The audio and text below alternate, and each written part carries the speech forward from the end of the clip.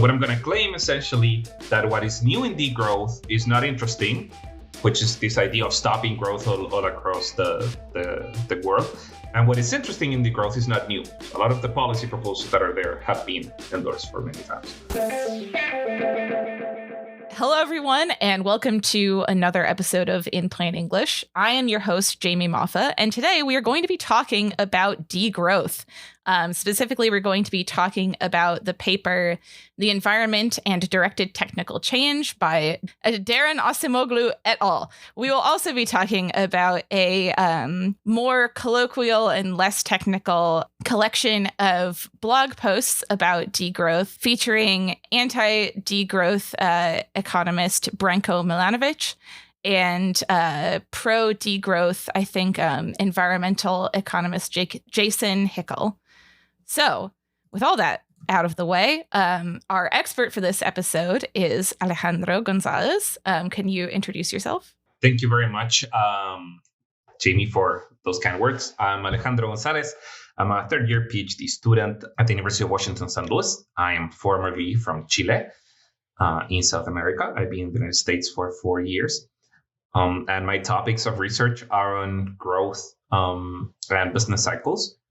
I am not an expert on environmental economics or degrowth in any way or form, but the broad policy implications that degrowth has made me interested on this topic. And because I worry a lot about growth, if we shouldn't have any growth in the first place, then my whole career is wrong. So that's why I think it was kind of important to address this.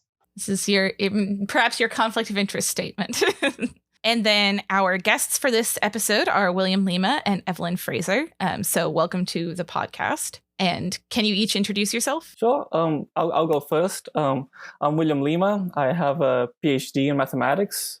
I studied pure mathematics. I don't know that much about economics, but I can kind of understand the math. And I'm originally from Brazil, from Rio de Janeiro, Brazil.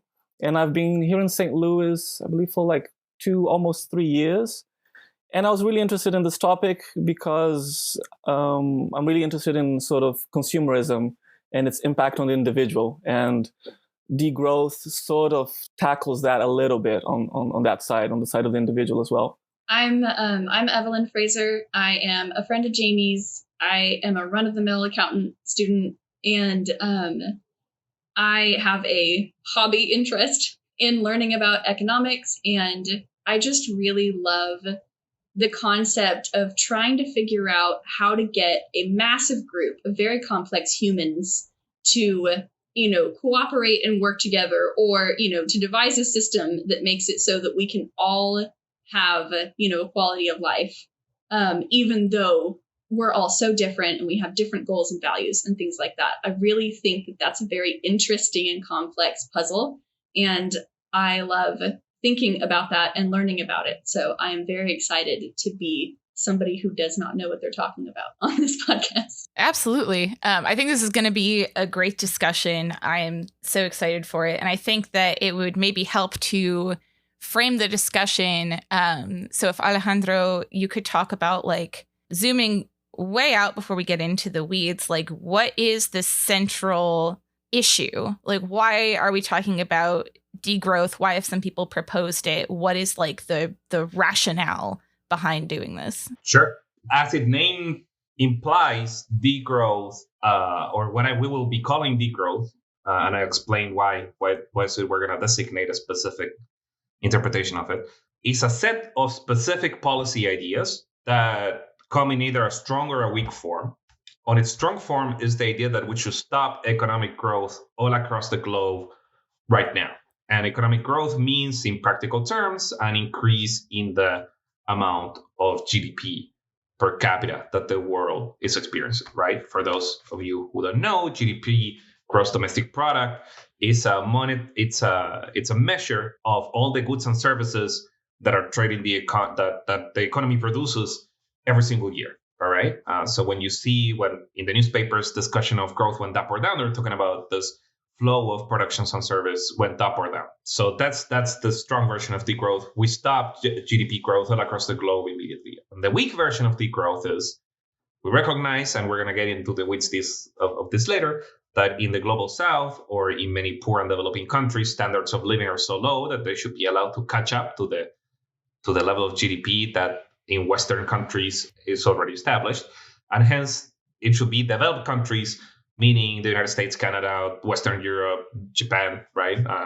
That should stop growing, and we should allow poor countries to catch up to the level of developed economies. All right. So that's what we're going to be calling degrowth. All right. So the reason why I said that's what we're going to be calling degrowth is because degrowth is at the present moment not endorsed by any major political party in the world, and hence it lives in the blogosphere, right? Online and small groups of activists and certain environmental economists, and the way in which they use the term degrowth varies a lot, and we're going to see this, and this is going to be one of my lines of attack to degrowth, and based on the blog that we discussed, right?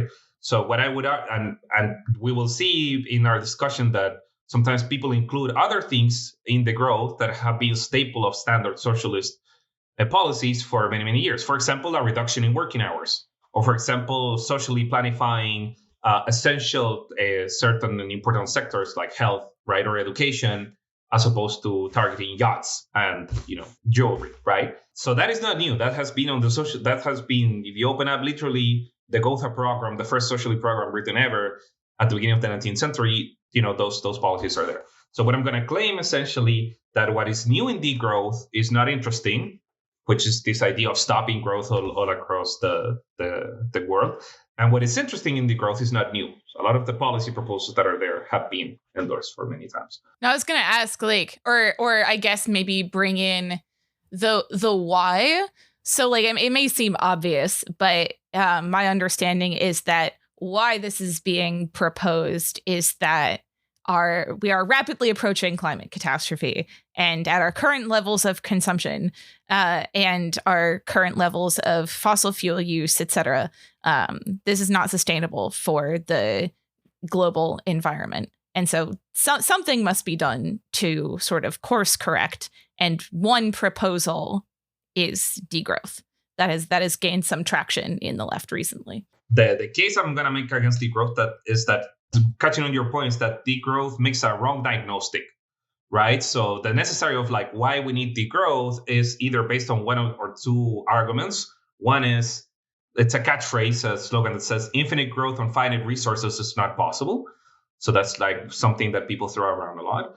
And then this is a very old idea, by the way, and we can talk about its intellectual origins. So its idea dates back to Thomas Malthus, an economist in the 19th century, who's made the same version of this argument with land, and it's been, so far disproved. And then the other version of the argument is what you said, Jamie, which is we are approaching very, very rapidly climate catastrophe, and then if we don't stop growing, we will die in a generation or two, right? So I think both versions of this argument are incorrect, and I think that's where we bring in the Acemoglu paper that we discussed.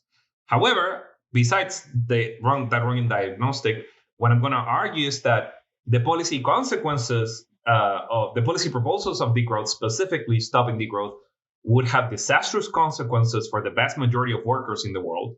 So I would argue that degrowth would be the most anti-worker policy that has ever lived in the circle of the left, right? It would make millions of workers around the world miserable. I'm going to argue that the policy proposals, on top of being harmful for workers, are unfeasible. There's no set of technical or policy instruments that we know of that will allow us to implement them. So even if we say, you know what, if the diagnostic is correct, these policy consequences wouldn't be disastrous. I'm just going to argue that the humankind has not developed any policy instruments to implement something like degrowth. We would need a socialist revolution and then some to try to implement degrowth. So, and then finally, I'm going to argue that these policy proposals are going to be impossible to implement because they wouldn't find any political support. So that's going to be my case against degrowth. It makes a wrong diagnostic. It makes policy proposals that are dangerous to workers around the world. It makes policy proposals that are unfeasible. And even if none of that were true, it's going to be impossible. They would be impossible to find political support. And that's, I think, the blog exchange between Branco and Hexel touches on those last 3 points, right? And touches on some of those issues, which I thought would be good background material for us to read. One of my initial questions has actually already been answered. When I'm reading about this stuff, I'm I'm trying to figure out whether the word degrowth is being used as just purely a vocabulary word, a basic concept that we're all talking about, and what it means for each person who's discussing it is different, or if this is like an economic set of ideas and conclusions from it. So that question was answered. That gives me some context for processing this. And I'd just like to say that I kind of agree with everything that Alejandro said. I think, especially the part where he said that a lot of the ideas of degrowth already exist. They're already like socialist ideas. And I think that's what, why it can gain gain some traction amongst like some more leftist circles. Maybe that's why I was so interested in it to begin with. Like, yeah, I agree with that. Maybe the GDP isn't a measure of how well a country's doing. Maybe we should switch to some other way of measuring, well-being and stuff like that. But there was also a sense of it being very utopian, right? Incredibly utopian. Like you're just going to halt the GDP. Good luck. It seems like absolutely impossible, right? That, you're going to be able to just convince everyone in the world to do that. I mean, I have done more homework for this episode than I think I've done for any episode where I wasn't the one presenting. I listened to several different podcasts, 3 different podcasts featuring proponents of degrowth, and a thing they all seem to agree on is that this cannot work in a capitalist society. Like you simply cannot have capitalism without growth, which is more of an argument, like Alejandro said, for a socialist revolution than it is for, we can kind of, after we do socialism, we can think about the day after and how we plan this. And I honestly, I still think that some of the ideas in degrowth are interesting to think about as like policy proposals for a socialist future. But I did see that there was agreement, at least among the small sample size that I found, that this was not workable under capitalism. I also this just occurred to me right now that it seems like even from like a game theory perspective, right? If one country adopts degrowth and anyone else doesn't, they might be kind of screwed, right? It's just it needs everyone to agree. It's like it doesn't seem like it's a Nash equilibrium. You get me? One person just deviates and they just get stomped on by everyone else. So it needs everyone to coordinate it at the same time. And yeah, okay, we'll do it. And then suddenly, I don't know, China decides to do otherwise and invades everyone. I don't know. I do have a question for Alejandro, though. You said that like the 2 kind of diagnoses that degrowth is founded on is wrong. And one is that you can't have like endless growth on a finite planet, which you can kind of get into the like counter arguments to that. The one that I'm more interested in, that you like the diagnosis that you said is also wrong, was that like we are headed towards climate catastrophe. And my understanding is that perhaps like can you explain, I guess, why that diagnosis is wrong? Let me then be very precise by what I mean, so I don't get accused of being a climate denier. I am not saying, okay, so there's two claims, right? One is if humanity doesn't do anything different from what we're doing right now, at some unspecified point in the future, we're gonna have a climate catastrophe. Okay, so I think I am sympathetic to that claim, and obviously I'm an economist, I'm not a climate scientist, but based on my reading of the evidence and what I've talked with other climate scientists, I think that, well, it is incredibly difficult to forecast what will happen in the past future. But I do think that a claim that I would say receives like broad consensus is that climate change will have very costly consequences, at least in the long run, where the long run is, hundreds of years. Okay, so I think that the claim of degrowers is that climate extinction is right about the corner. It's not that climate change. It's not only that there might be catastrophic consequences for humanity due to climate change, but that there's a imminent, like our kids and grandkids are gonna die out of a climate catastrophe if we don't stop growing. Okay, so I think that's the part that I think is absolutely wrong, and I don't think there's a single piece of scientific evidence that I heard ever that's saying that humanity in its totality will go extinct in the lapse of 50 years or 25 years if we don't stop climate change. I think that's an exaggeration, and I think a lot of people who. So to be clear, Jason Hicksell doesn't make this claim on his blog post, but I've heard this from other degrowers and people that have talked in front of, and I think this is dishonest and it's just untrue either.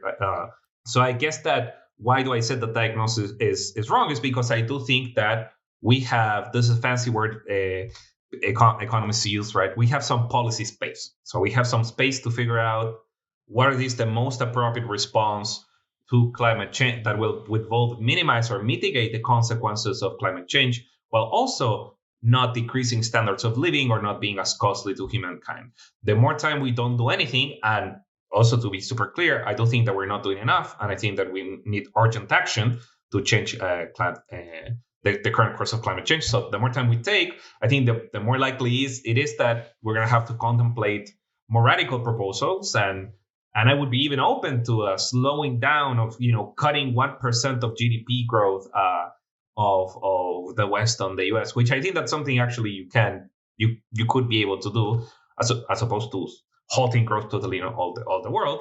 But yeah, so just to make it super clear, what I think that the part of the diagnosis is wrong is about the speed and the gravity of the climate catastrophe. Okay, I don't think it is true that our children are going to die on a massive scale, all of them. Humanity is not going to go extinct in 20 years if we don't do anything in climate change. I think that's completely false and bogus. My understanding of the climate science, and not of whatever claims that like people who are pro degrowth are making, but like my understanding of the climate science is not that there's evidence, not necessarily that humans will go extinct within the next generation, but that within the next couple of decades we will hit some point of no return, that even if we reverse course after that, there will still be catastrophic consequences in that like 100 to like a couple hundred of years timeline, but that the like point when we can avert that is much nearer.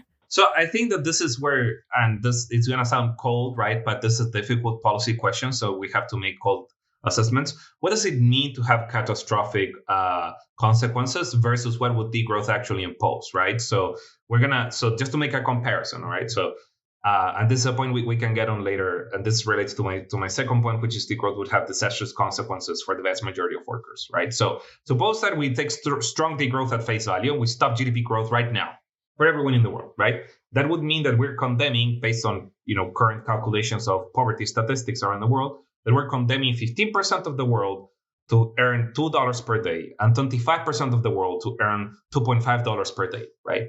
And these dollars are in purchasing power. So they're in terms of equal purchasing power across the globe and adjusted for exchange rate and so on and so on. Okay, so and that's it. That if we stop growth from here forever, 25% of humanity will live with $2.5 per day. All right, forever, for degrowth to make sense, right? So that's condemning millions of people to the amount of human indignity that is there. I cannot even fathom, and of course, as you guys must expect, this will be concentrated in Africa, Latin America, actually like the global south, right? Let's take an alternative scenario. Suppose that one doom scenario that I've heard frequently that I'm not denying, right? But let's say in 40 years we melt all of the poles, right? Sea waters level rise, and as a consequence, Florida. I'm in public, so I'm not going to make a welfare statement about whether I'd be happy or not of Florida being drowned. Let's suppose that's wrong. So Florida goes underwater, the Netherlands too. Okay, and some few other kilometers of land. What would this trigger? Well, this would trigger obviously excess deaths, mortality, right? Perhaps a few 100,000 people would die if it's an unprecedented. If the scale of this is too quickly. I'm more optimistic towards that. What this would happen is that actually will be migration. We would see the seawater coming, and then we would have all of the people in Florida migrate, that they would have to abandon their families and so on and so on. So that's a large economic cost. And then, in the case of whole countries, that's very complicated because the political consequences that we could have, for example, in the European Union, would be very, very complicated, right? We have to migrate, and then maybe this creates social unrest and right. So that's one catastrophic scenario, quote unquote. So then kind of my question is, well, what's more catastrophic, to have a one-time off migration a crisis of these proportions, or to condemn from here until the end of time to a quarter of humanity to living in miserable conditions, right? Like so that's I think that's a very tough question to answer, obviously, right? But my take is that the cure is worse than the disease in the case of degrowth, right? I think that a lot of the and again, there's uncertainty about a lot of this climate.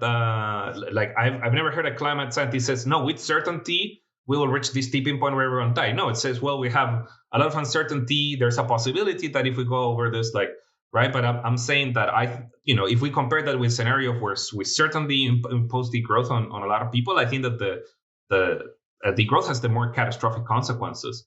I'm not saying that we're forced to choose between each other. I'm saying that there's a great alternative, which is green growth, right? And that's what I advocate. So I think that the correct alternative is that if we are able, and this is kind of referred to the paper that I picked, if we are able to subsidize clean technologies in the right way, and we're able to take firm but immediate action of hiking up carbon prices, even just in the United States and the global north, we could transition to a regime where we have both sustained growth and less emissions, and much less climate damage, and we can mitigate a lot of the consequences from climate change, even without sacrificing anything in terms of standards of living.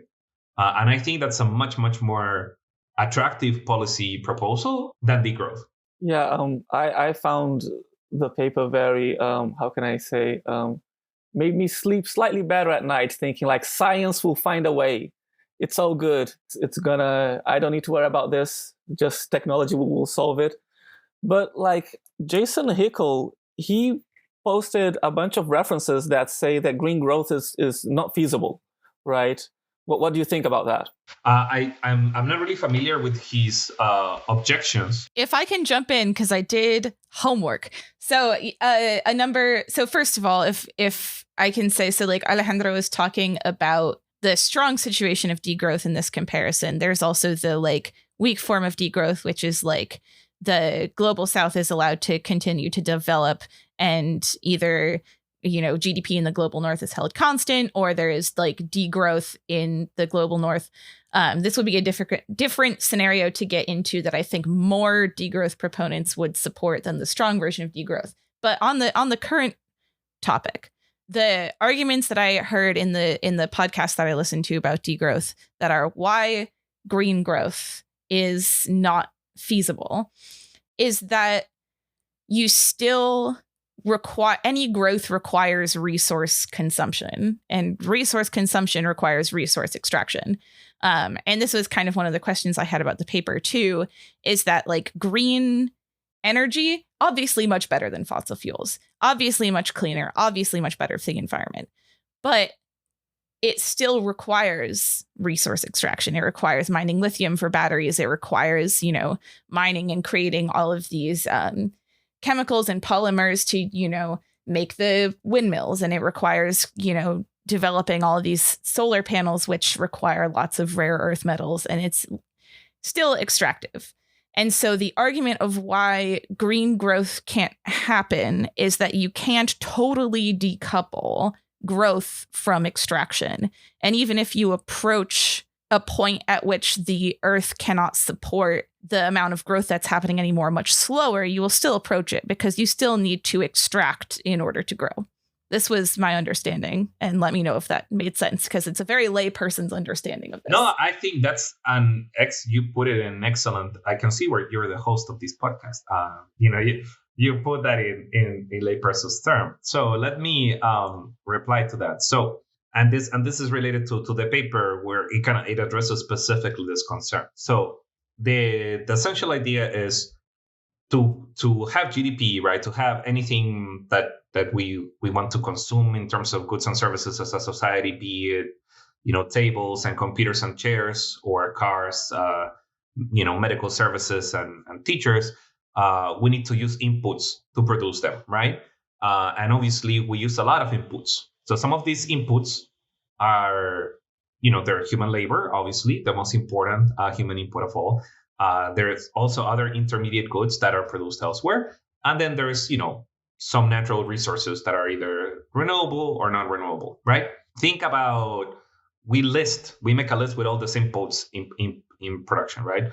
So there is a knife edge case where green growth doesn't work. What is this knife edge case? The knife edge cases where two things happen simultaneously.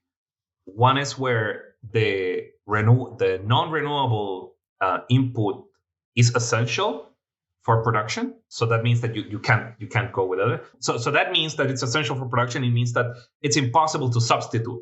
Economics think about a concept which is, kind of how substitutable are different inputs, right? So you can, the way I always explain this to my students, like when I explain production theory, is you can, most economists think that what we call a production function, so something that maps your inputs into GDP, right? It's kind of like a cooking recipe, right? So you're gonna make pasta, right, with meatballs. So for that, you make a bunch. You need the raw pasta. You will need the ground beef.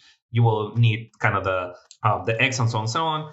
And then if you've ever done any cooking, a key, like a lot of people say, well, good cooks always find substitutes, or you can just mess and put a little bit of this instead of that. If you don't have any salt, you just put MSG and so on, right? Some degrowths think that, the economy is more like baking as opposed to cooking, right? So when you bake, you have to be extremely precise, right? With all if you go over a little bit with the flour or with the butter or with the sugar, your dish is going to explode and it's going to be horrible, right? So the kind of the empirical question is, well, is the economy more like having a cooking recipe where it's very easy to substitute, ingredients out and still manage to make a dish that's reasonable? Or is it more like a baking recipe where you have a list of these inputs that you can never substitute, right? So I think what degrowths have in mind is that essentially the economy is like a baking recipe where there's some natural resource that you can never substitute, right? Now, obviously, this is an empirical question, right? So what does data on production and input say? So let me tell you two things. One, a historical experience to illuminate, make it this more colorful, and then the other one, we can go into the actual raw numbers and data. So as I mentioned at the beginning of the podcast, I'm from Chile, right? And before we made our living exporting copper, which is a natural resource that you extract, right? And it's non-renewable. We made our living between, all of the 19th century and the beginning of the 20th century exporting nitrate, right? So nitrate we had huge mines of nitrate. Nitrate was called the salary of Chile. And 60% of our exports were nitrate. And that was we're the main player in the world economy for that. And, nitrate was used at the time we exported it as an agricultural input, right? To grow woods. Now, there's a little event that happened in the beginning of the 20th century called World War I, and this is why it's important to not underestimate market forces and the needs of the production kind of structure. Because what the Germans figured out is that, nitrate was also really good to put to make, gunpowder and, put it on your arms. And that actually relying on a country all over across the world who had doubtful political allegiances to them was, not so great in the middle of a large-scale war effort. So what did they do? They said they invented synthetic nitrate. And in a few years, in less than 10 years, synthetic nitrate, which is renewable, essentially eclipsed nitrate, and the Chilean economy entered a very deep crisis until we figured out, we should do copper. Right. So hopefully what this illustrates is that there are many, many large scale cases where humanity has been used an input, right, that at some point people deemed essential, like nitrate, that, like you said, Jamie, you have to extract, right, to have agricultural production and so on. And then through innovation and technology, sometimes very directed, and that's the theme of the paper, it's not the mysterious market forces, not with very deliberate state action and intervention, we have been able to invite a synthetic renewable version of this resource, right? And we could list many, non-renewable resources that have over time been substituted. So that's kind of, hopefully this illustrates my argument. But what the data says, based on my reading of the evidence in environmental ecologics, is that there are very, very few essential inputs right? So like if all the copper mines in the world were to run out, what would be like the consequences? Let's forget about the environment. Let's just care about the consequences in terms of like what we can produce. That we would be very capable of developing substitutes. Would the goods be of lesser quality and their price higher because this other input is, it has a higher price? Yes, of course. I'm not claiming that it's not. But I think that you have to have I think this is why a lot of the growers are ecologists and not economists, is because I don't think that once you have an understanding of the ability of inputs to be substituted away through the creation of newer inputs, then you very easily run away from this doomsday scenario, and then you can have growth without extraction, right? So that's kind of the idea, that in the long run, if we give technology the right incentives, then we can develop a bunch of either non-dirty technologies or technologies that are renewable and not exhaustible that will allow us to grow forever without running into a bottleneck of resources. The only case in which this cannot happen is if there's some sort of essential extractable resource, right?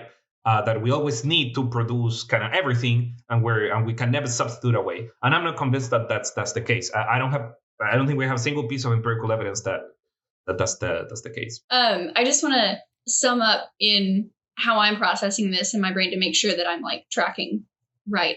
So what we're saying is that an argument of people who are pro-degrowth is that green growth is not reasonable because in order to make things, you can't just pull them out of the ether. You have to use other things to make those things. And so you have to use up non-renewable resources in order to create the things that are going to make green growth possible.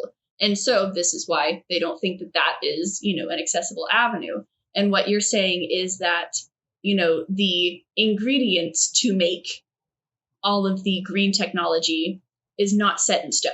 It's not a recipe that can never be changed, when something runs out or, if something happens, a disaster and we lose access to this resource that, from your historical example, and I'm sure many hundreds of other examples, humans have been running into issues and figuring out how to skirt those issues since there have been humans. So the issue of we'll run out of these ingredients to make these things in order to make green growth happen is null, because we can find substitutes and we can make synthetic versions of things and we can adapt even if we run into issues that make it so that this isn't, as tenable as it used to be. Absolutely. That is exactly my argument.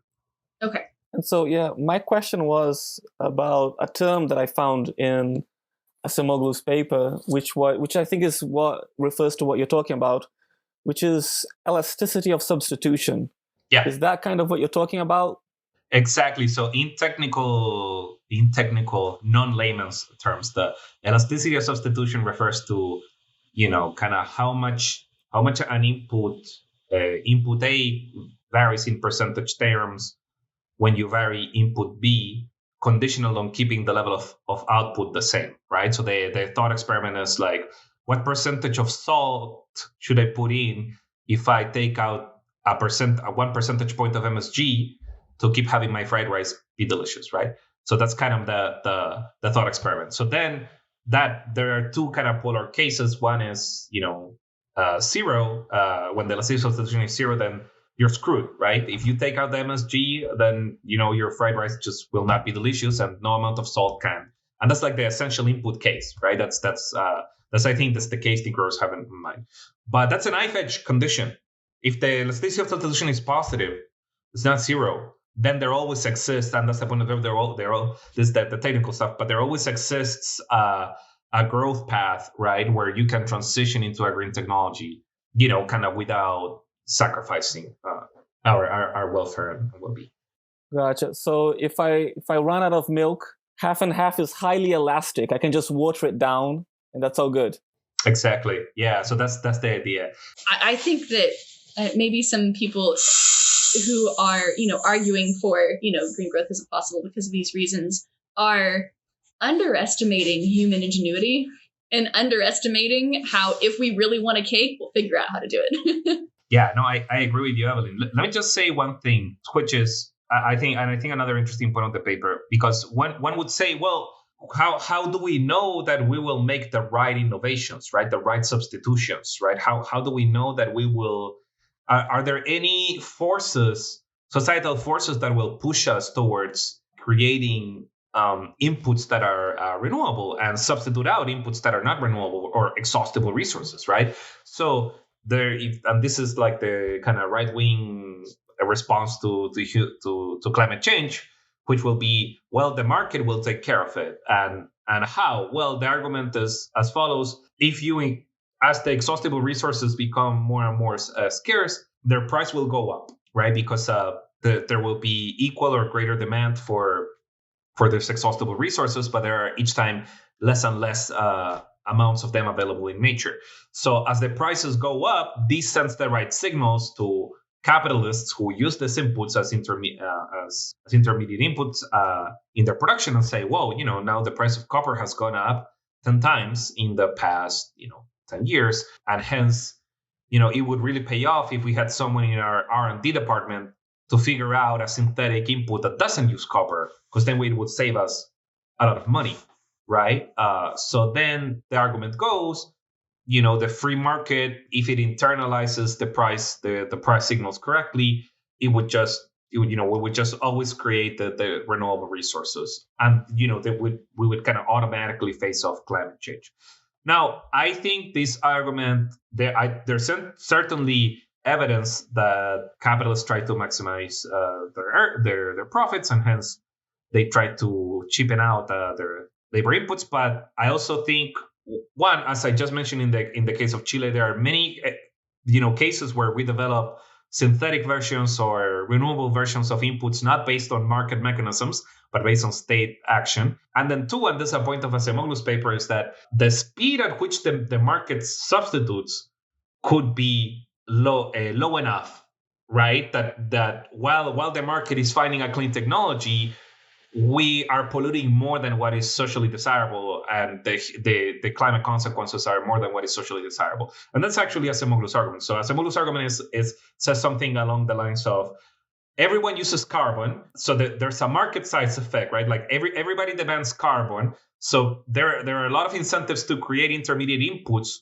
which use carbon, right? Whereas if there's nobody right now, there's not a market for green technology, then that makes it very difficult to demand green technology. So this is what's called in economics an externality. An externality is when the prices of the market don't fully reflect the social value of things, right? So pollution obviously is a classic example. When a company goes and pollutes, right, it doesn't have to pay the cost for pollution, but everybody suffers because of their pollution. So that's one of the main reasons why you want to have carbon taxes. But Acemoglu's argument is a little bit different. What he's saying is that there's a market size externality, right? When you as an inventor face a very large potential market, there is an incentive to develop technologies that will ease that market, and the rate of expansion or invention will be higher the higher this market size effect. So he's saying we're locked in a position where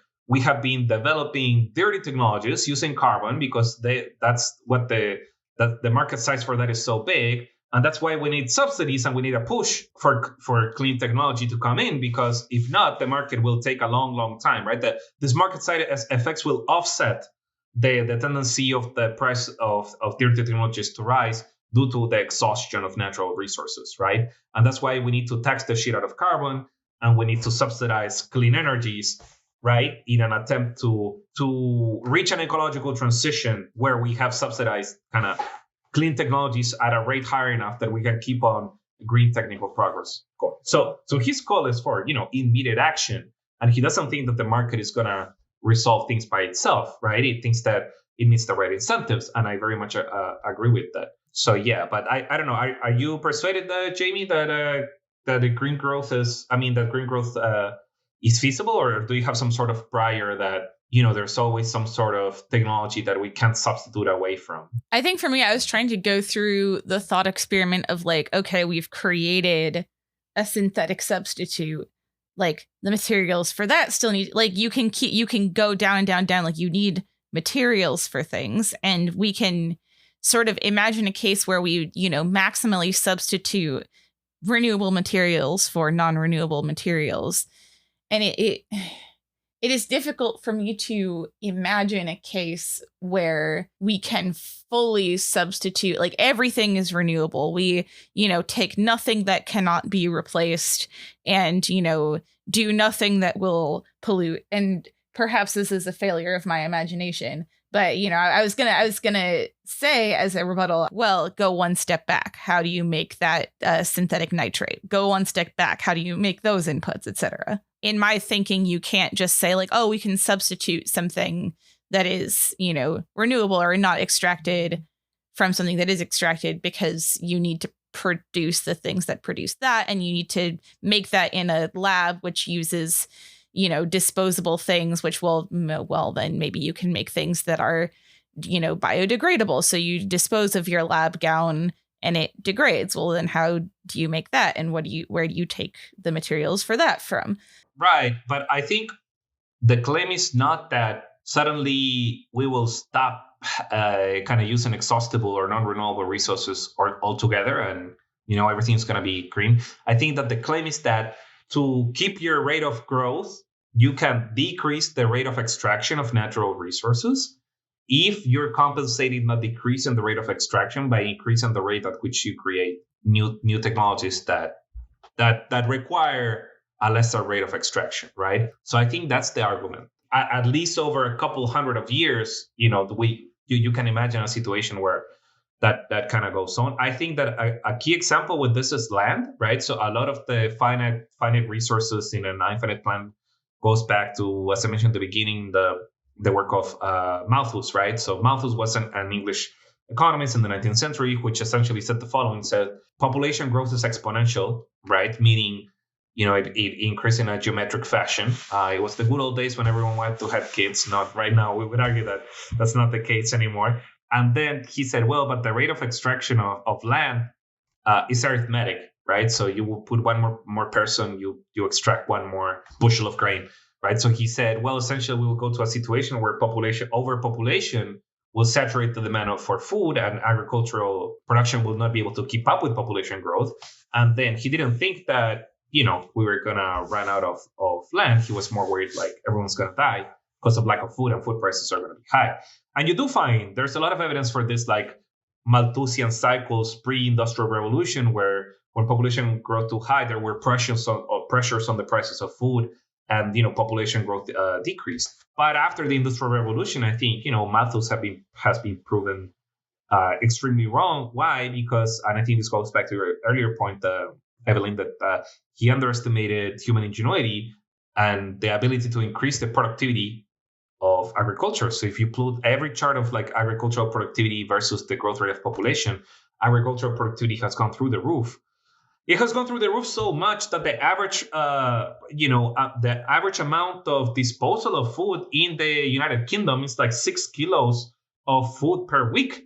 People are throwing away food in Malthus' home country because they can't eat enough of it. While population has increased, I would have to look up, but I bet you at least like tenfold since the days of Malthus. So I guess what I'm saying is, I am not claiming that I can see your point, Jamie, that you at the end of the day you kind of always I'm a socialist, so I tend to think that labor is the only essential factor in production. We could do away with that I feel pretty sure. I don't think there's a future where robots completely displace us, for example. That's a topic conversation for another day. But my point is, like, if you use less and less exhaustible and dirty resources, right, the rate of extraction can go down and the growth rate can still keep as it is, as long as we create better intermediate inputs which are renewable and are green. And this situation could go on for a couple hundreds of years. I don't think there's any evidence for a scenario where you stop growing now or copper is going to run out tomorrow and we kind of die in 25 years. That's kind of my position. Right. So to kind of summarize that, then the position of green growth is not zero extraction and not like complete decoupling of growth from extraction, but that the rate of extraction can go down such that it is sustainable over a I would say a couple hundred years is maybe a medium term, right? And we will obviously continue to innovate as a species because that is one of the things that we do. But that in the medium term, we can bring the rate of extraction down to levels which are sustainable given continued growth at some level. And, you even said you would potentially support some reduced level. Yeah, absolutely. I mean, I think there can be a transition where we consume less. Are the comrades persuaded, or are they not persuaded? Yeah, so the thing is, like, I read Acemoglu's paper, and the model seems incredibly sophisticated. But at the end of the day, to me, it's just like, this is just a model. How do you know that this works? Like, what is the empirical evidence that this is modeling what it should model correctly? And that's my main qualm with everything. I'm like, it's just theory, right? So what makes you believe that the model is going to predict things correctly? That's a fair point. I think that innovative, radical policy proposals are always a little bit theory and a little bit imagination and drip and a leap of faith. And because I've always been into politics, I've always been said, like, we shouldn't be afraid of, letting our political imagination kind of run wild and do something, for example, like Acemoglu says, like we put AOC in power in 10 years, and we managed like an aggressive system of subsidies and carbon taxes in the north. And I think, and the question is, well, will this work or not? Well, the policies will have their intended effect. Whenever we're addressing policies that have never been tried before by humankind, there's always that big uncertainty, right? So let me say that. However, this is not to dismiss your question, obviously. I think you are saying, well, what's kind of the empirical evidence let me interpret your question. What is the empirical evidence for some of the core mechanisms that Acemoglu is thinking about in his paper, right? So I think a big part of this paper, it's an application to some of his earlier work on directed technical change, right? So the idea of directed technical change is that firms can pick the direction of technical change, meaning they can choose to spend R&D resources in technologies that augment the productivity of one input over the other, right? So that's kind of the idea. So think about a company. We can think of this at the aggregate level of the economy. We pick certain technologies that increase the productivity of labor, right? Or sometimes increase the productivity of capital and replaces labor, right? We see that with robots and so on, right? So a lot of his earlier work was on this idea of the market size effect, right? So the idea is, well, companies will choose to direct technical change in the direction where the market is the biggest, right? Which seems very intuitive when you think about it, and you're like, wow, how did an economist figure that out? A lot of like discussion in economics. Sometimes economists have an obsession with prices, right? So what the prices will do, and not sometimes they ignore quantities or scale kind of effects. So Acemoglu is really talking about a scale effect, right? So he's thinking like the larger the size of the market, the more profitable are an innovation. And he lays out where the technical conditions for that to happen in his earlier work. Now, is there any empirical evidence that research incentives respond to market size effects? And there are a bunch of papers that he kind of goes over some of them. One of his big examples is diabetes, right? So kind of type 2 diabetes. Americans love diabetes, and they're also a very big nation. So kind of the market size for diabetes is kind of disproportionately big compared to other kind of for other pharmaceutical products. And there's a paper that he quotes that you see a lot of like research effort put into diabetes compared to other diseases. And I think there's a good deal of empirical evidence for that. Another case which is, kind of, again, very salient, it's COVID, right? So, I mean, COVID was a global disease, right, that had a certain mortality rate and it was expanded very rapidly. Because it affected the whole world, we saw an unprecedented speed, right, at which it was profitable for companies to go on and develop a vaccine. And I remember a lot of people were skeptics and say where there was the pandemic, whatever, because how fast the vaccine rolled out. And what these, people didn't understand is, well, one, they didn't understand that a lot of the important parts of vaccine production and testing come up in the logistical phase, and that's the part that you can like speed up, not necessarily like the testing. But it's because there was a huge market size effect, right, at that moment. And one thing I remember reading a newspaper article about this that I don't quite, I can't find right now, but in Latin America, there are many, diseases that have no vaccines that have higher mortality rate and higher transmission rate than COVID that have been there stuck for decades and decades. So why don't pharmaceuticals go and develop that vaccine? Is it because they're evil and they just don't care about the lives in the global south? No, it's because there's a market size effect, right? Like the populations that are affected by these are small enough where these there's an under provision, right, of pharmaceutical research or vaccine research in that area, and that's where kind of there's a role for the state to come in and correct this. So I do think that there's plenty of evidence for this market size effect. I am very sympathetic towards it, and that's one of the key building blocks of this model. In many ways, this model is just like an application of this market size effect to an environment where you have two technologies, a dirty technology and a clean technology, and there's a market size effect favoring the dirty technology, right? So that's the intuition, and that's why there's an over provision of this dirty technology. So of course you could still reply like, well, Alejandro, but the fact that there's evidence for this in the pharmaceutical markets does not mean that there's evidence for this in the specific, in the energy markets. There might be other distortions and so on. And true, I agree with that. But I do think that there's more and more evidence piling up about this market size effect, where I think it's a relevant mechanism, and there's enough empirical evidence where I think it's a subtle like foundation for this modeling block. On the comment of, is everybody convinced about it? Persuaded, don't know if that's the correct word. Do I understand the path of logic so far? Yes, which is what's important to me right now. In order to have an opinion of my own on it, we're halfway through the explanation. And so the Excel spreadsheet of my opinion is still collecting input. I don't have an output yet. So what do I think about everything? I will not be able to give a good explanation of my thought process until I have the whole picture of what we're talking about. And then when all the inputs are in, I can run the process and have my output.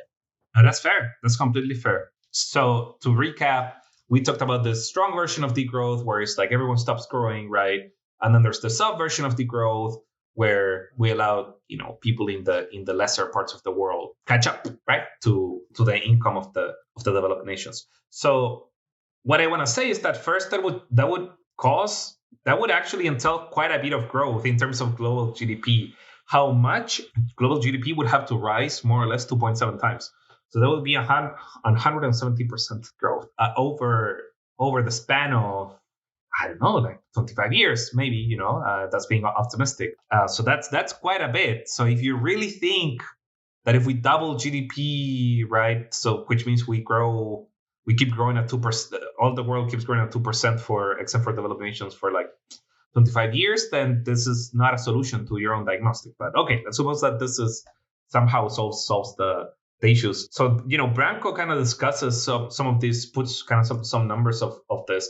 Says, well, what if we allow the developing world to reach 14,600 US dollars per year? So that's the median income in the developed world of the 1995 percentile. So, a lot of people in the degrowth, Jason doesn't do this, but I've seen a lot of people that say, well, it stopped growing, but we still have this problem of huge income inequality.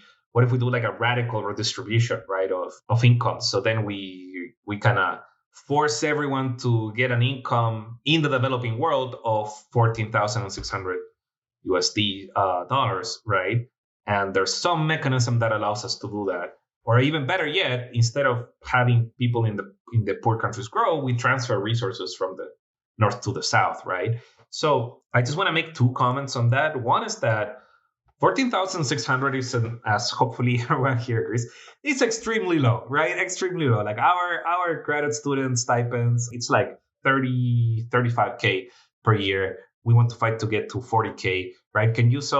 can you imagine if I would, we elect a union and then we have to go, guys, we're now going to support degrowth. We're going to cut our incomes in half, right? The United Auto Workers just won pay increases that would allow them to have like 60 to 70K per year. So does this mean that we go to workers in the auto industry and say, well, now we want your support for degrowth and ecological transition? You would have to cut your incomes by 5. Is that correct? Can the mathematician help me out? 30, no, by 4 point something, right? So, so we were talking off screen about sometimes, people accusing of degrowth of being uncharitable accusations of being like a dictator. But I don't think Reagan or Thatcher or Pinochet in their wildest dreams could ever have, imagine reducing the incomes of workers in the respective countries or around the world to those levels, right? And degrowth is kind of exacting.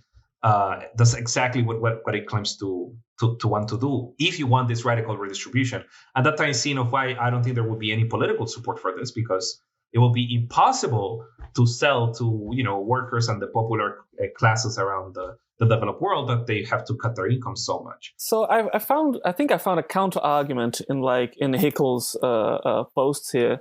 And he claims that a lot of the income, for instance, in the United States is wasted, right? Because you have private health insurance and whatnot. You don't have good public transportation in most of cities, and to just quote him here, he says here, in theory, we could achieve all our social goals for every person in the world with much less GDP than we presently have, simply by investing in public goods and distributing income and opportunity more fairly, right? So, and underlining there, investing in public goods. So it seems that, sure, if you just cut everybody's income in half immediately, it would be catastrophic. But what if you did this kind of transition into more like, hey, maybe don't buy so many books, let's invest in a library or something like that? Yeah, so this is kind of what we said, the things that are new versus not new in growth, because I think that, socializing resources and having the state provide public goods and have some sort of planning and to put correct incentives that, we have more public transport and less yachts has always been part of the socialist agenda, right? And I am fully sympathetic to that. Please let, politicians across the U.S. hear you and fix the goddamn public transport in their cities, which is horrible, right? I totally agree with you, right? If we were to redirect we were to confiscate a bunch of every, second car in a household, right? And I don't know, cut income that way, and then put all of that money into public transport, I think that would increase welfare. Yeah, even if people would have to get used to like the commodity of not having a car and it is because of population density and so on, the social return of having transport is a little bit lower in the US than it is, let's say, China. But I'm fully sympathetic to that. But my point is that this is a strategic reallocation of resources across certain sectors. And I would argue that to do that effectively, you would probably need growth, right? Because during this transition where you reallocate resources, there will be a lot of experimentation, a lot of ways to figure out if we're doing things the right or the wrong way. So we would argue that we probably need some, kind of additional resources to have the political and economic imagination to implement these ideas for example, in the United States, right? So like, how would it? I think that's a very challenging question. How do you build up a public transit system that covers a national public transit system that covers all of the United States? That's incredibly challenging. It's a huge continent with low population density. There's a reason why trains are not so popular as they could be in China. So there will be wasting while you figure that out and you adopt and you create technology that's more important for local conditions.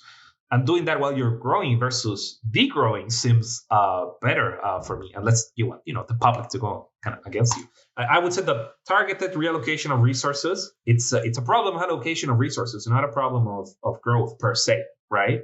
And under provision of public goods, it's a problem of under provision of public goods. This is all kind of old news in socialist circles and economics. It's not a problem of growth per se. Could you, with the provision of these public resources and reallocation, actually increase welfare? while decreasing, the total amount of labor input or GDP that you need. Yeah, I'm super sympathetic towards that. I think that's the case, but that's a problem for allocation of resources, not of growth per se. Wouldn't that functionally? So this was going to be my question: is like after some transition period, right, where we specifically allocate resources and funding and, grow the public transit industries, and we, publicize healthcare so that we don't have all of these insurance companies like taking up so much financial bloat in the healthcare system, and do all of these things that we all agree is good, right?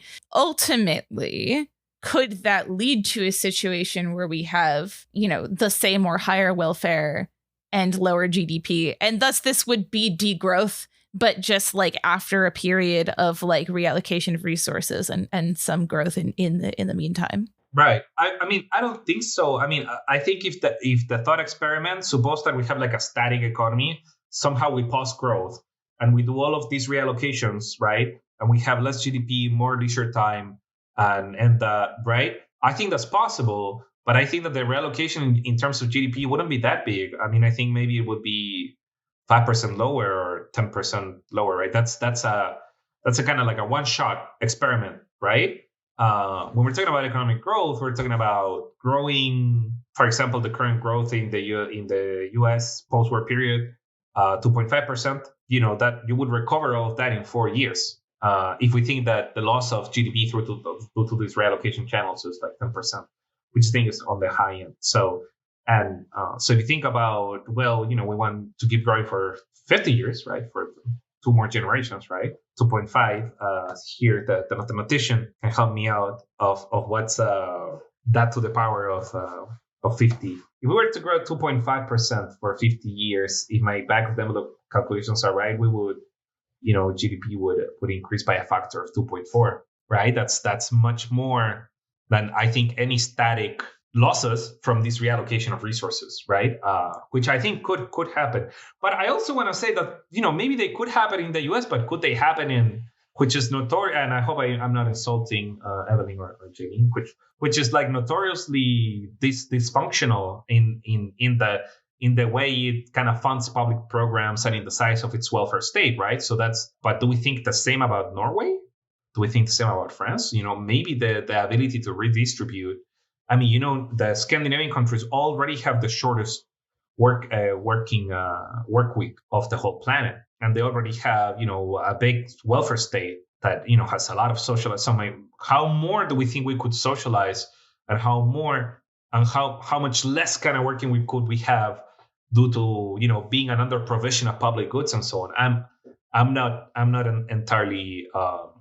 Sure. I think the correct thought experiment is what you're saying is, I don't know, Europeans work 15% less than, I think is kind of the figure than Americas, right? So if we wanted to work 15% less and have a social welfare state the size of Europe, maybe that drops GDP in 10 percentage points, and it closes the gap in living standards between Western Europe and the US. But I don't know how much more space for this there is in already heavily social democratic economies, which ironically is where one of the places where, degrowers come from the most. I mean, a lot of this is, British and French guys and, and some Germans. But it's not as popular in the US. That would be my answer, Jamie. I don't know if you're satisfied with that. I think it leads me to perhaps a very silly question, but this is in plain English, and so I'm going to ask it, is why do...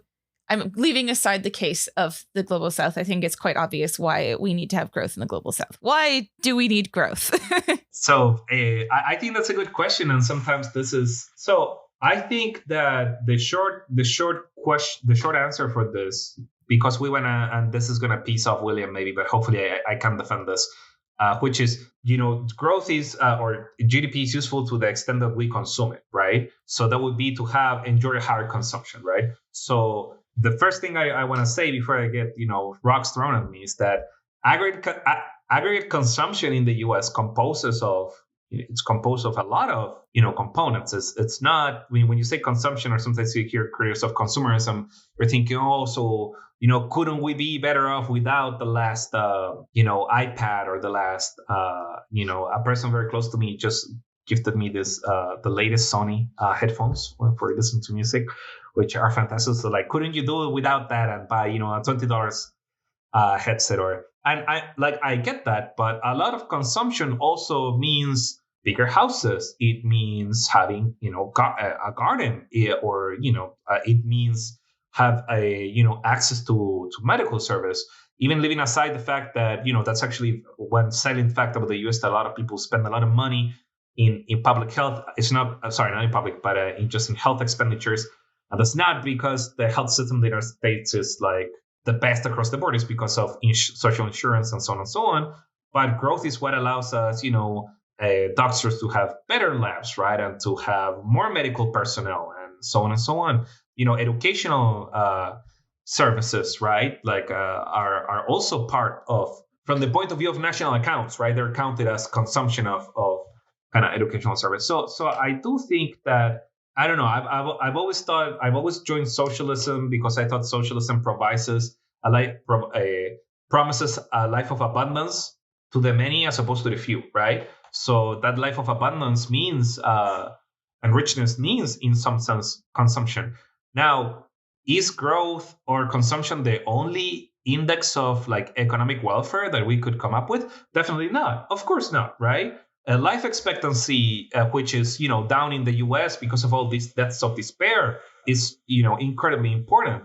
Our leisure time, the average working week, is incredibly important. Inequality, right, is also incredibly important, right? You could argue, some people have, and I'm sympathetic to this argument, that, you know, literacy and education itself are also like welfare improving because they allow us to develop our human capabilities. So if you ask me, if William came to me, it's like, hey, but wouldn't you be willing to sacrifice some GDP or some consumption, especially in the United States, to have, you know, a more egalitarian society, to live longer, to rest more?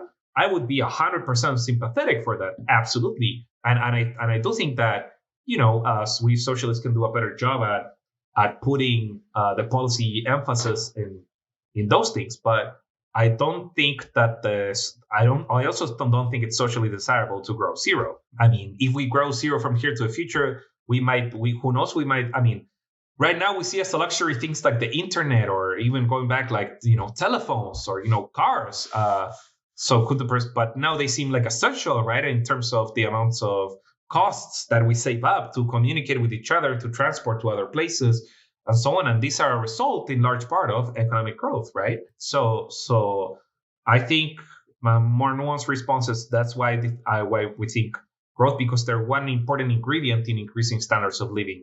Even if they're not the only ingredient, then that we should emphasize other things in the policy debate. And sometimes people can have an unhealthy obsession with growth.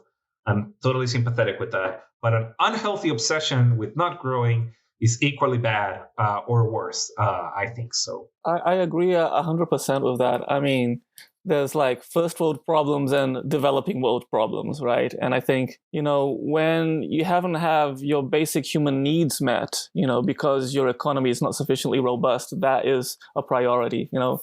And I think for me, being sort of like a socialist and a leftist, it's also a matter of perspective, of always considering the people who are marginalized first, which is why I think, you know, in the blog debate, I think Milanovic, he kind of touches a bit on that. Like, what are the implications for the developing world? Think about those people who are more fragilized and more marginalized first, before necessarily maybe feeling guilty about how much you consume in the first world, you know.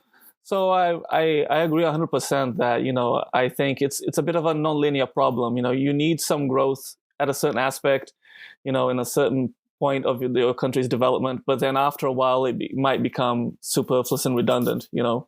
I don't know, something in the argument of, you know, whether degrowth is a good idea or not, especially when people in the global north, in the States, in the Western world, are talking about these ideas and these concepts. I guess I shouldn't make broad statements about everybody. I can just speak for myself as somebody who grew up in a relatively wealthy and well-off nation, in an environment.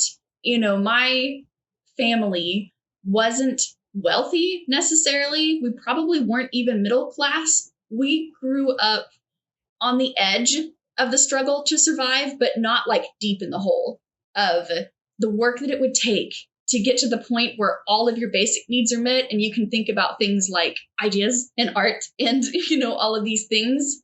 I have no direct personal experience with that world.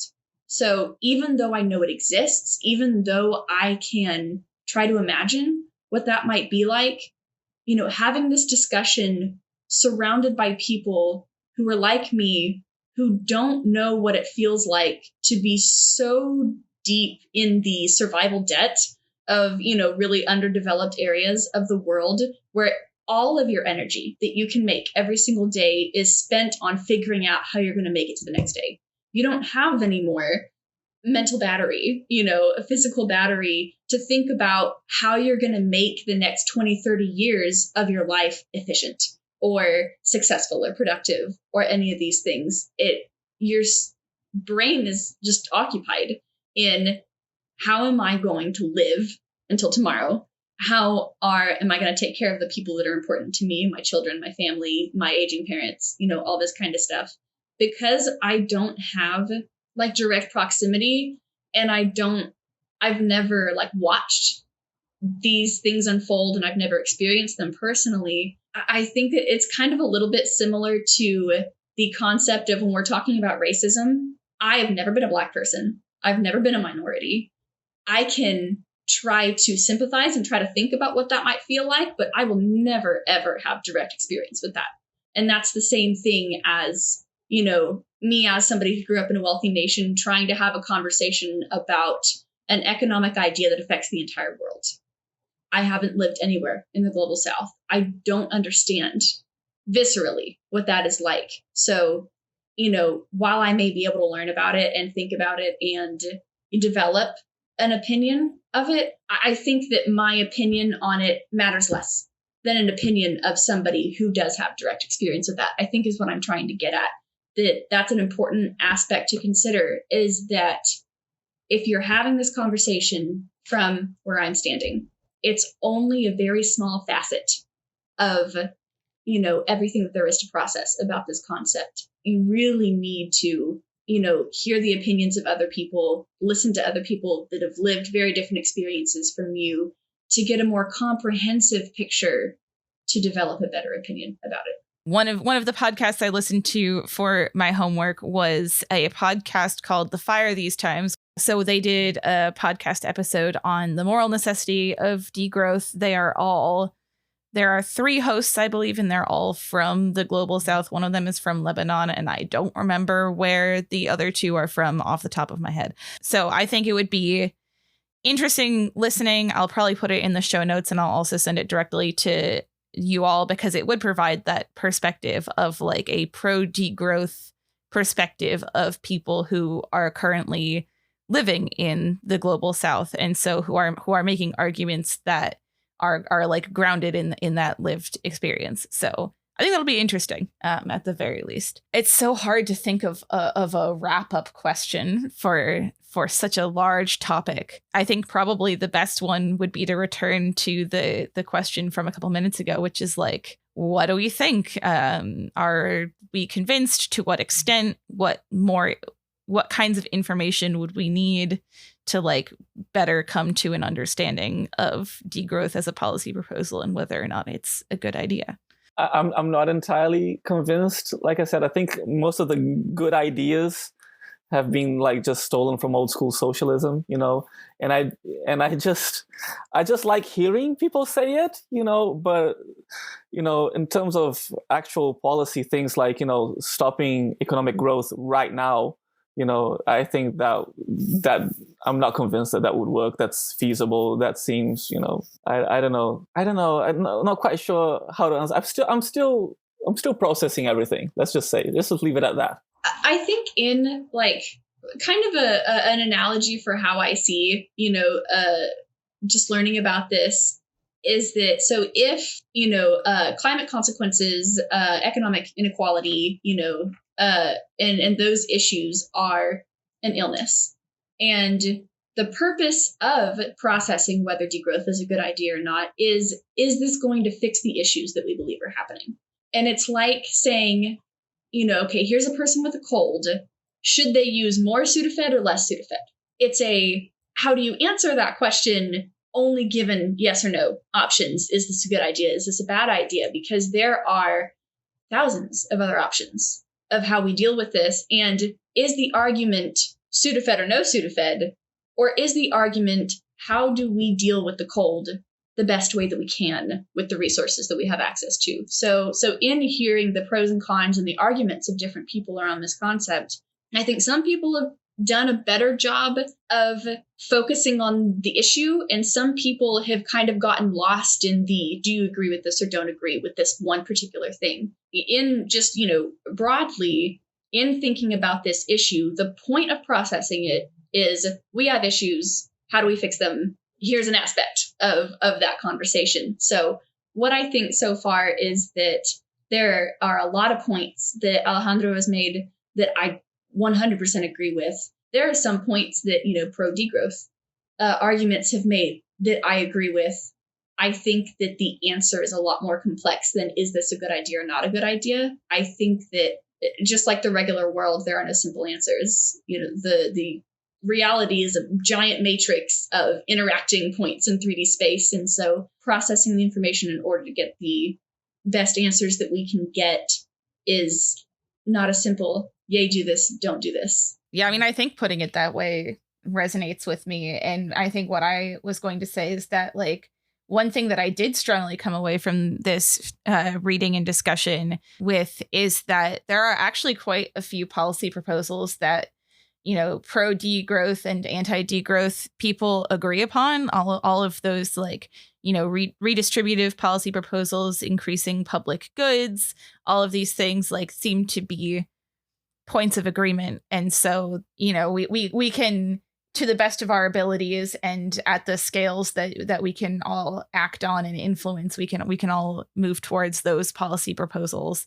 And again, kind of like I said at the beginning, degrowth, from what I understand, is kind of necessarily can't happen in the framework of capitalism. So we can talk about it and theorize about it, understanding that we have a whole lot of work to do that we all agree on first. No, of course. And I do think that's, also what is something that I perhaps didn't emphasize, but I do think a lot of the policy proposals that are on the Acemoglu paper, but are also, the Green New Deal, which is the policy proposal of DSA, my own political home, I do think they are feasible within the limits of capitalism, because I don't think we have to wait until a socialist revolution comes to address climate change. That seems nonsense to me. So, no, I'm inspired that you're not just degrowth, yay, because I think, unfortunately, that's where a lot of other people are going. But I just want to say, Jamie, that I agree with you, and I agree with kind of with William's assessment of the policy, the politics we discussed. But let's just call it socialism. Let's just not call it degrowth. I think that the specific proposal of stopping degrowth, I think it's such a idea that will be so widely unpopular with the workers. This has been wonderful. Thank you all for having this discussion. This has been great. Oh, that's great. Yeah, this I've loved, even on the points that I don't agree with. I think that almost makes it even more exciting to hear somebody else's perspective and talk about them. This is great. Before we go, where can people find you if you want people to find you? If a stranger walks into my apartment, I will bop you with something. I do not have a website. I have a very weak social media presence. I'm a bit of a hermit. So if you want to find me, make friends with Jamie. I do have a website. It is gflima.net, because even though I go by William, my name is actually Guilherme Frederico Lima. But no English-speaking person can say that properly. And so, and there you'll find my emails and stuff I've been doing, stuff I've been writing about many different things, about mathematics, data science, board games, whatnot, and that's one way to find me. Where can you find me? I have a webpage where I have my papers, but also sometimes I write on press. I guess you just Google Alejandro Gonzalez, economist, and then my website goes up. And I do have a somewhat reasonable Twitter presence, but Twitter's going to hell, I guess. But it's at Alejandro PH _C. So yeah, and I post a lot of my research and other like policy stuff that I do. And also, if you want to find me here in St. Louis, go to the St. Louis chapter of the DSA. I'm always around for the social events, or I try to be, and I try to be present in the meetings. So if you're in St. Louis and you're hearing this and you want to chat in person about degrowth or throw beer at my face because you really like degrowth, you can come in person and do that just look for Twitter or Google for St. Louis DSA, and you'll immediately know where to find me. Absolutely. Well, thank you all once again. And we have been talking about the paper, The Environment and Directed Technical Change by Darren Asimoglu and others, and also blog exchanges between Branko Milanovic and Jason Hickel. Our expert for this episode has been Alejandro Gonzalez, and our two guests have been William Lima and Evelyn Fraser. Our music is by Sam Brunwasser. You can find more of his work at soundcloud.com/visualsnowbeats. As always, you can download the paper and read the transcriptions at inplainenglishpod.org. And make sure to follow us on Twitter, Facebook, and Instagram at Plain English Sci. That's PlainEnglishSci. Thanks again for listening, and we'll see you next time for another episode of In Plain English.